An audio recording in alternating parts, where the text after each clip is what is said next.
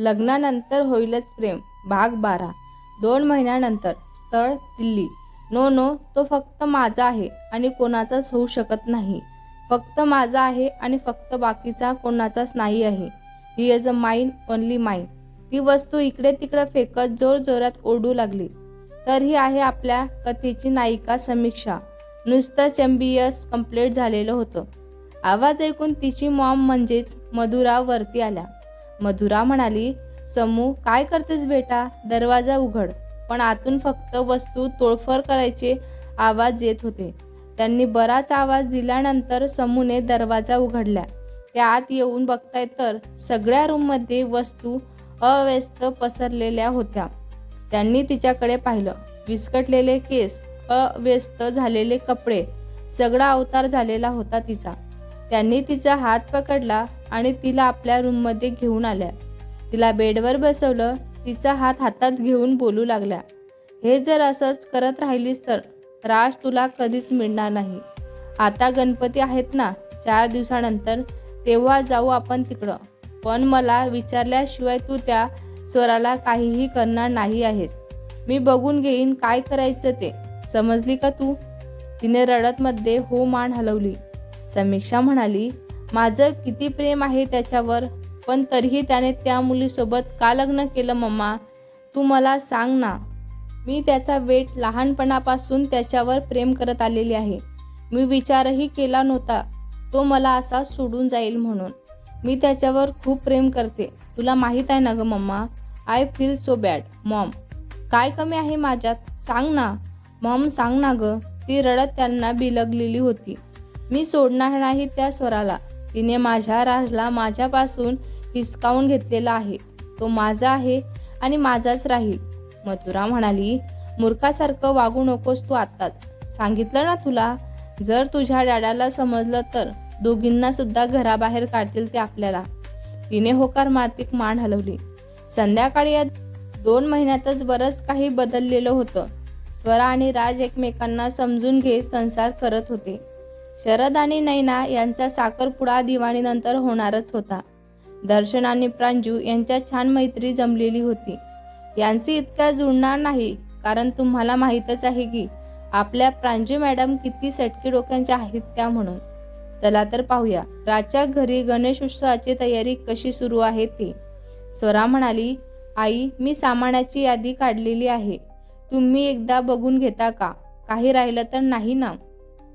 आरती म्हणाली, तुम्ही याच्यात हरभरा डाळ आणि वेलदोडे नाही लिहिले वाटतं।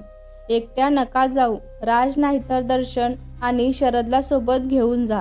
स्वराने होकार मार्तिक मान हलवली। आरती म्हणाली, सुनबाई उद्या आपण साड्या घेऊन येऊया आणि येता येता महालक्ष्मीचं दर्शन सुद्धा घेऊन येऊ। रागिनी तुला पण अजून काही आणायचं असेल तर यादी करून ठेव। रागिनी म्हणाली, ताई मी काय म्हणते, येताना सराफाकडे पण जाऊन येऊया का आपण? आरती म्हणाली, बरी आठवण केलीस ग तू। सुनबाई तुम्हाला कार चालवता येते ना? स्वरा म्हणाली, हो मी चालवते कार, मला चालवता येते आई कार। आपण त्यांच्याकडून चाबी घेऊ, मी चालवेन काल। आरती म्हणाली, हे एक बरं झालं बाई, मग आपणच जाऊ, राजला राहू दे घरी। रागिनी म्हणाली, ठीक आहे जाऊ आपणच। त्यांचं बोलणं चालूच होतं। तेवढ्यातच शामू म्हणजे घरातील नोकर राजचा निरोप घेऊन आलेला होता। वहिनी साहेबांना दादासाहेबांनी बोलवलेलं आहे। सुनबाई जा, काय म्हणताय राज ते पहा। ती निघून गेली। तो आताच त्यांचं काम संपून रूममध्ये आलेला होता, पण ती काही अजून आली नव्हती। जेव्हापासून ते कोल्हापूरमध्ये आलेले होते तेव्हापासून असं सुरू झालेलं होतं। ती एकदा का किचनमध्ये गेली की ती तिकडेच थांबायची। मग साहेबांचा पारा 7व्या आसमानावर आणि तिला पाहिलं की तो राग जसा आला तसा निघून जायचा। आज पण तो तिची वाट पाहत बाल्कनीतून दिसणारं कोल्हापूर पाहतच होता। तितक्यातच दरवाजा उघडून स्वरा आतमध्ये आली। तिच्या येण्याच्या चाहुलने त्याने चेहऱ्यांवर उसाना राग आणला। ती त्याच्या जवळ आली। स्वरा म्हणाली, आहो बोलावलं तुम्ही मला, काही काम होतं का? तो शांतच उभा होता। तिने परत त्याला आवाज दिला, तरी त्याचा काहीच परिणाम झाला नाही। तो तिला काही रिस्पॉन्स करत नव्हता। तिने त्याचा हात हलवला। त्याने जरा चिडून तिच्याकडे पाहिलं राज म्हणाला, लवकर आलीस? किती वाजले? पाहिलत का तू घड्याळांकडे? तिने घड्याळात पाहिलं तर 10:30ची वेळ दाखवत होता. तिने जीभ दातात पकडली आणि दोन्ही कान हातात पकडून स्वारी म्हणाली. तसा त्याचा राग कमी झालेलाच होता. त्याने पुन्हा नजर समोर केली. स्वरा म्हणाली, आहो सॉरी ना, सॉरी म्हणती ना मी तुम्हाला, मला माफ करा. ते बाप्पा येणार आहे ना घरी, त्यांची किती तयारी बाकी आहे अजून, तुम्हाला माहीत आहे का?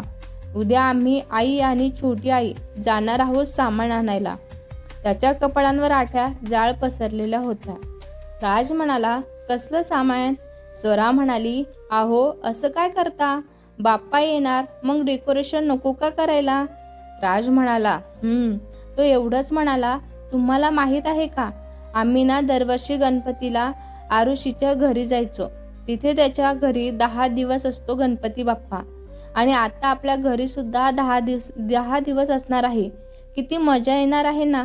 आम्ही खूप एक्साइटेड आहे. आम्ही खूप मजा करणार. ती दोन्ही हात चेहऱ्यावर धरून म्हणाली होती. तिचं लहान मुलांसारखं बोलणं पाहून त्याच्या चेहऱ्यावर हसू पसरलं. राग तर तिला पाहूनच पडून गेलेलाच होता. त्याने तिला भीतीला पुश केलं आणि म्हणाला, राज म्हणाला, आम्ही सोडून बाकी सगळं लक्षात असतं तुमच्या, फक्त आम्ही लक्षात नसतो. ती त्याच्या अचानक झालेल्या मोहीने शहारली. स्वरा म्हणाली, काही असता तुमचं, आधी कधी दुर्लक्ष केलं का मी तुमच्याकडं? नाही ना, मग का असे बोलता? राज म्हणाला, सकाळपासून कुठं गायब होतात तुम्ही? येथे आलात की विसरून जाता तुम्ही की आपल्याला नवरा सुद्धा आहे, जो आपली वाट पाहत असतो. तुम्हाला सासू सासरे आणि त्या 2 कार्टून धीराशिवाय दुसरं कोणीच दिसत नाही, आहे ना? बरोबर ना माझं? स्वरा म्हणाली, माझ्या लेकरांना काही बोललात तर बघा तुम्ही, त्यांना काही बोलायचं नाही. गुणाची आहेत माझी लेकरं. काय सारखं टार्गेट करत असता तुम्ही त्यांना? बिचारे ऐकून घेतात म्हणून काहीही बोलता का तुम्ही त्यांना? त्याने भोया उचलल्या. राज म्हणाला, त्यांचे कारनामे ऐकलेत ना तू, त्यांना ओल्या बांबूचे फटके देशील तू त्यांना. त्याने मनात म्हणत दीर्घ श्वास घेतला. स्वरा म्हणाली, आहो लक्ष कुठं आहे तुमचं? राज म्हणाला, काय झालं? स्वरा म्हणाली, उद्या तुमची कार हवी आहे मला. राज म्हणाला, कशासाठी ग? स्वरा म्हणाली, हवी आहे मला. देणार आहेत की नाही ते सांगा, नाहीतर मी बाबांची कारची चाबी घेऊन येते. तिने नाक उडवतच सांगितलं. त्याने डोळे बारीक केले. राज म्हणाला, आहे तर एवढीशी, बोलते किती. आधी तर नजर सुद्धा वरती करत नव्हती आणि आता सरळ सरळ धमकी देतेस मला. राज मनातच म्हणाला, बायकोसमोर बोलायची एवढी हिंमत आहे का? त्याने मान हलवली. राज म्हणाला, ठीक आहे, घेऊन जा तू. स्वरा म्हणाली, ठीक आहे, बाजूला व्हा, आम्हाला जायचं आहे खाली. राज म्हणाला, एवढ्या रात्री खाली कशाला जायचं ग तुला आता परत? स्वरा म्हणाली, काम आहे. राज म्हणाला, काही काम वगैरे नाही हा, चल झोपायला. त्याने तिला दोन्ही हातात उचलून घेतलं आणि आत घेऊन आला. मोहिनी म्हणाली, आई आत येऊ का? भावनाने पुस्तकातून डोकं वर काढून पाहिलं तर मोहिनी आणि अनिता दोघी दारात उभ्या होत्या. त्यांनी नजरेने त्यांना या असं खुणवलं. दोघीही आतमध्ये आल्या. मोहिनी म्हणाली, आई ते गणेश चतुर्थी आहे तर तयारी करायला हवी ना, त्याविषयी बोलायचं होतं तुमच्यासोबत. त्यांनी घरी गणेश उत्सव कसा साजरा करतात, नैवेद्याला कोणते पदार्थ बनवले जातात त्याबद्दल माहिती करून घेतलेली होती. त्या मन लावून ऐकत होत्या. जे काही सांगितलं ते ऐकत होत्या. मोहिनी म्हणाली, आई आम्ही सामान घेऊन येतो, आणखीन एक विचारायचं होतं तुम्हाला. भावना म्हणाली, विचारा ना. मोहिनी म्हणाली, तुम्ही पण याल का आमच्या सोबत? येता येता महालक्ष्मीचं दर्शन घेऊन येऊ आपण आणि कृष्ण मंदिरमध्ये पण जाऊन येऊया. भावना म्हणाली. त्यांनी भुया उचलल्या. ठीक आहे, तयार व्हा, निघूया थोड्या वेळातच आपण. म्हणाल्या तशा त्या दोघी तयार व्हायला निघून गेल्या. खरेदी झाल्यानंतर स्वरा आणि आरती तिघीही महालक्ष्मी मंदिरात दर्शनासाठी आलेल्या होत्या. त्यांच्या मागे काही अंतरावर या तिघीही होत्याच. दर्शन झाल्यानंतर स्वरा, आरती आणि रागिनी मागे आल्या. रागिनी म्हणाली, ताई मोहिनी आहेत ना त्या? रागिनीच्या बोलण्याने दोघींनी पाहिलं तिकडं. आरती म्हणाली, हो, मला सुद्धा तसंच वाटतंय. मी भावनांना कॉल करून बघते. स्वरा फक्त पाहतच होती. आरतीने त्यांना कॉल करून बोलावून घेतलं. आरती म्हणाली, तुम्ही तिघी येते कशा का? भावना म्हणाली, हो, शॉपिंगसाठी आलो होतो आम्ही. आता 2 मैत्रिणी भेटल्या म्हणजे गप्पा तर होणारच होत्या. स्वराला कॉल आल्यामुळं ती बाजूला गेली. भावना तिच्याकडे चोरून चोरून पाहतच होत्या. शेवटी आई कशी असली ना तरी ती आईच असते. तिची माया कोणीच घेऊ शकत नाही. किती बारीक झाली ना ग माझी मुलगी. लग्नाच्या वेळी बरी होती. त्या दिवशी राज किती मोठं बोलत होता. माझी बायको आहे, लक्ष देता येत नाही का? काही खाते की नाही? भावना तिच्याकडे पाहून मनात म्हणाल्या होत्या. आरती गालात हसत भावनाकडे पाहतच होत्या. काही पण म्हणा भावना, काळजी तर तुला आहे तिची. कितीही नाकारलंस ना तू तरी शेवटी आईचं काळीज ओढ घेणारच ग. लवकरच तू तिला जवळ घेशील. आई अंबाबाई, तूच काय ते कर ग बाई आता. आरती मंदिराकडे पाहत मनातल्या मनात म्हणत होत्या.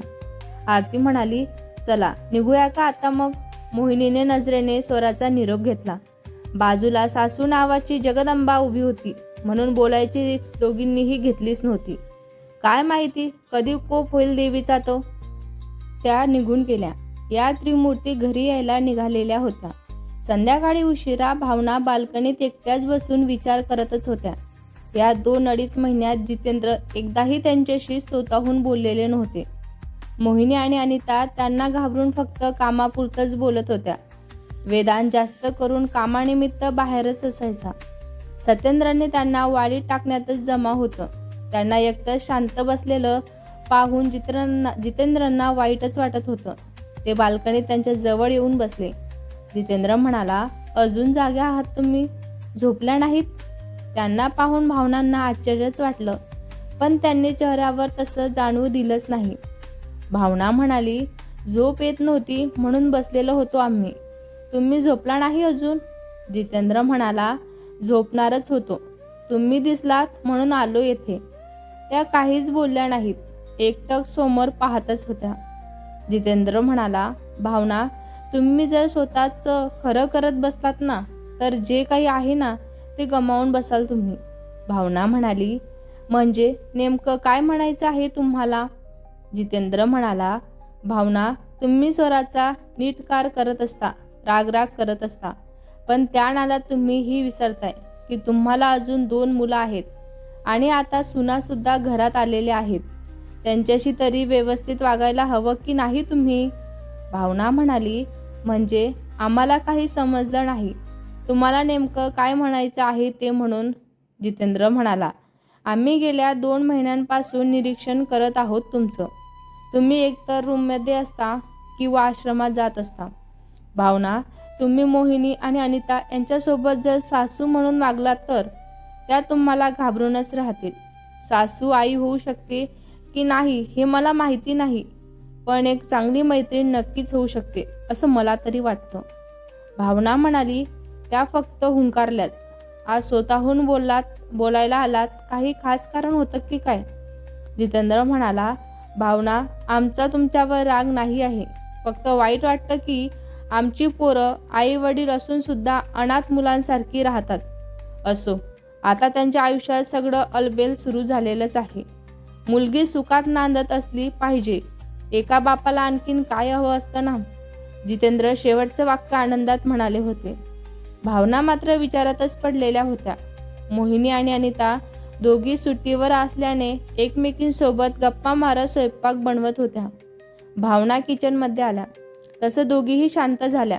या दोघींना शांत झालेलं पाहून भावना जितेंद्रच्या बोलण्याचा विचार करू लागलेल्या होत्या. भावना म्हणाली, खरंच आपण चुकतोय का? तिचा तिरस्कार करताना मी माझ्या इतरही माणसं दुखवते काय? त्यांना माझा त्रास होतो का? त्या मनातच म्हणत होत्या. सुनबाई, उद्या हरतालिका आहे. उपास करताना तुम्ही दोघी मग? भावना शांत आणि मऊ सुरात म्हणत होत्या. त्यांचा स्वर ऐकून दोघीही त्यांच्याकडे बघायला लागल्या होत्या. स्वतःला सावरत दोघींनी होकार मार्तिक माना डोलवल्या. भावना म्हणाली, फक्त मान डोलू नका, बोला काहीतरी. मोहिनी म्हणाली, हो आई, आम्ही दोघीही करतो उपवास. भावना म्हणाली, बरं, संध्याकाळी वेदांत आणि सत्येंद्र आले की त्यांना सांगा डेकोरेशनचं बघायला. मोहिनी म्हणाली, हो आम्ही सांगतो त्यांना. भावना निघून गेल्या. या दोघींची सुटकेचा श्वास घेतलेला होता. स्वरा सकाळी लवकर उठून आरशांसमोर तयार होतच होती. तिच्या बांगड्यांच्या आवाजाने राजला जाग आली. त्याने तिच्याकडे डोळे किलकिले करत पाहत होता आणि त्याची नजर तिच्यावर स्थिरावली. निळ्या कलरच्या नऊवारी साडीत ती खूपच सुंदर दिसत होती. तो तिच्या मागे जाऊन उभा राहिला. ती तयारच होण्यात व्यस्त होती. त्याने तिला मागून मिठी मारली. त्याच्या अचानक जवळ येण्याने ती दचकली. स्वरा म्हणाली, अहो काय करताय? आई वाट पाहत असतील ना खाली माझी, ती आवरतच म्हणाली होती. राज म्हणाला, तुला आम्ही सोडून सगळे हवे असतात हो ना? त्याने तिला अजून स्वतःजवळ घेत विचारलेलं होतं. स्वरा म्हणाली, असं काही नाही आहे, ती अडखळत म्हणाली होती. राज म्हणाला, एवढ्या सकाळी तयार होऊन कुठं जाताय तुम्ही? स्वरा म्हणाली, आज हरतालिकेचा उपवास आहे ना, त्यासाठी जातोय आम्ही. राज म्हणाला, हरतालिका म्हणजे काय ग? स्वरा म्हणाली, तुम्हाला नाही माहिती? त्याने नकारात्मक मान हलवली. स्वरा म्हणाली, कशाला राहता तुम्ही भारतामध्ये, काय माहिती बाबा? तिने लडक्या रागात त्याचा हात सोडवत त्याला म्हणाली होती. त्याने आठा पाडत तिला जवळ खेचलं. तिने नजर फिरवली. तो गालातच हसत होता. राज म्हणाला, सांग ना ग, मग तू आम्हा तुमच्या बायकांच्या सगळ्या गोष्टी आम्हाला थोडी कळणार आहेत? काय असतं हरतालिका म्हणून? तू सांगितल्याशिवाय आम्हाला कसं कळणार? सांग ना ग, त्याने शांत आवाजात विचारलं. तशी ती शांत होऊन सांगते. ती हरतालिका म्हणजे लग्न झालेल्या बायका किंवा कुमारिका मुली हे व्रत करत असतात. तर यांची कथा अशी आहे की एकदा हिमालयाची कन्या पार्वतीने परमेश्वर शंकर यांना पती म्हणून मिळवण्याचा दृढ निश्चय केला होता. तिच्या आईवडिलांनी मात्र तिला विष्णूसारखा श्रीमंत वैभवशाली वराला देण्याचे ठरवलेले होते. पण पार्वतीच्या मनात फक्त शंकरच होते. भेटूया पुढच्या भागात. हा भाग तुम्हाला कसा वाटला कमेंट करून नक्की सांगा. व्हिडिओ आवडला असल्यास लाईक करा, शेअर करा. नवीन असाल तर चॅनलला सबस्क्राईब करा. धन्यवाद.